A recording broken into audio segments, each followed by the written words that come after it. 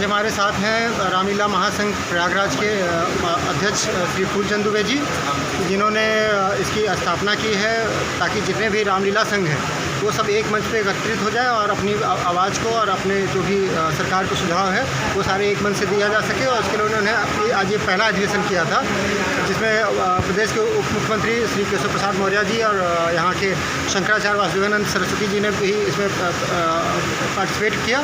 आइए फूलचंद दुबे जी से हम पूछते हैं कि इसका क्या प्रयोजन है और इसका क्या ऑब्जेक्टिव है। दुबे जी, आपका स्वागत है। रामलीला कमेटियाँ भगवान प्रभु श्री राम के मर्यादित चरित्र का चित्रण करके, प्रदर्शन करके पूरे समाज में समरसता और एकजुटता स्थापित करने का कार्य सदियों से करती आ रही है।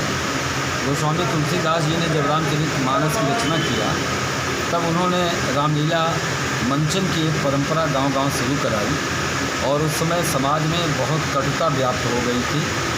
धर्म जाति में लोग विभाजित होकर संघर्षरत हो गए थे। उसको रामचरित मानस और रामलीला के मंचन के माध्यम से उन्होंने बहुत सीमा तक समाप्त करने में सफलता प्राप्त कर ली।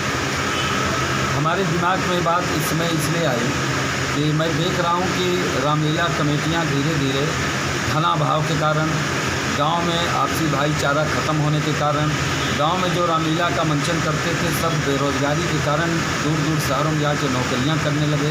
तो रामलीला मंचन करने की कमी के अभाव में लोगों के यहाँ रामलीलाएँ बंद होने लगी। ऐसी स्थिति में कैसे समन्वय बने और एक आपसी रामलीला कमेटी है दूसरे के साथ बैठ के दूसरे को कैसे सहयोगी बने, इसका चिंतन मुझे हुआ।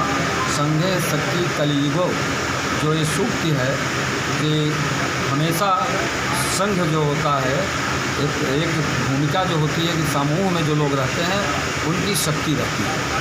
तो रामलीला कमेटियाँ अलग अलग हैं, ग्रामीण अंचलों में हैं, उनकी आवाज़ शासन प्रशासन तक नहीं पहुंचती है। इसलिए उन कमेटियों की आवाज़ को शासन प्रशासन तक पहुंचाने का मेरा परम लक्ष्य था कि हम इस महासंघ के माध्यम से उनकी जो विसंगतियां हैं, जिन्हें दिक्कत है, जो तकलीफ़ है, कष्ट है, उसको दूर करने का सार्थक प्रयास करूंगा।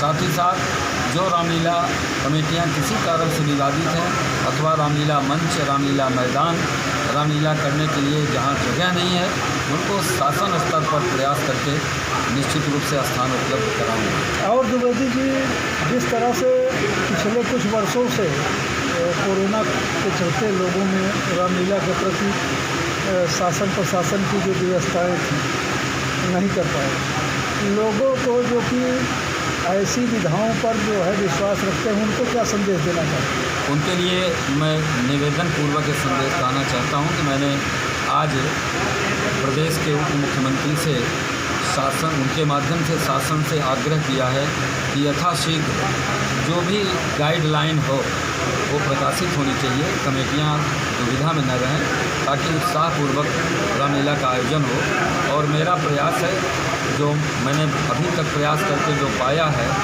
अधिकृत रूप से तो नहीं कह सकता, लेकिन जो मुझे सूचना है कि रामलीला मंचन इस वर्ष हो।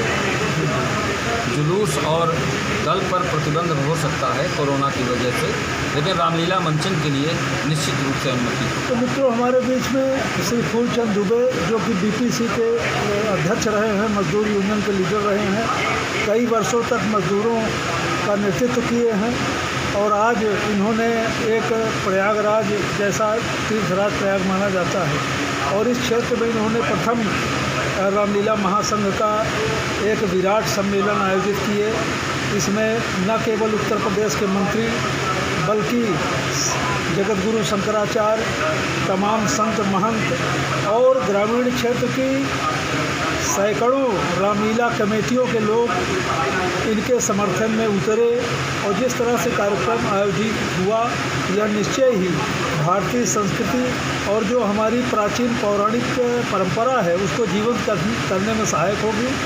और हमारे बीच